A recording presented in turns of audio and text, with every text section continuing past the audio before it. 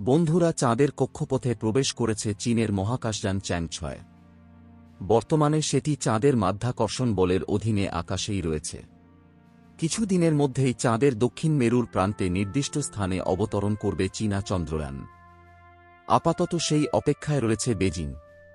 তাদের এবারের চন্দ্র অভিযানের লক্ষ্য শুধু চাঁদের মাটিতে অবতরণ নয়, সেখান থেকে চাঁদের বিশেষ মাটি এবং পাথরের নমুনা তুলে পৃথিবীতে নিয়ে আসার কথা চ্যাং-6 এর।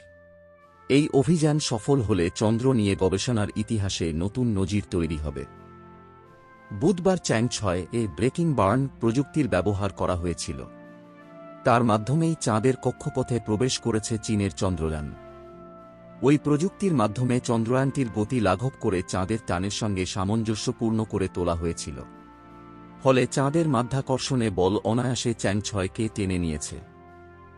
চাঁদের যে অংশ পৃথিবী থেকে দেখা যায় না, সেই দূরের প্রান্তে নামতে চলেছে চ্যাং-6। গন্তব্যের কাছাকাছি পৌঁছে চন্দ্রযান থেকে ল্যান্ডার আলাদা হয়ে যাবে। সেই ল্যান্ডার দক্ষিণ মেরুর মাটিতে অবতরণ করবে। আপাতত সেই মতোই পরিকল্পনা রয়েছে। চীনের এই অভিযানের সঙ্গে জুড়ে রয়েছে একাধিক দেশ।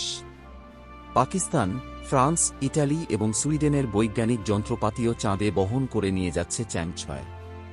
ফলে চীনের পাশাপাশি এই অভিযানের সাফল্যের দিকে তাকিয়ে আছে ওই দেশগুলিও। পাকিস্তান চীনের এই অভিযানের সাহায্যেই চাঁদে পাঠিয়েছে তাদের প্রথম চন্দ্র উপগ্রহ স্যাটেলাইট।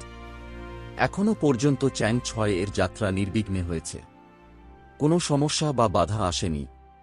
এই অভিযান সফল হলে আগামী দিনে চ্যাং-7 এবং চ্যাং-8 অভিযান পরিকল্পনা করে রেখেছে চীন।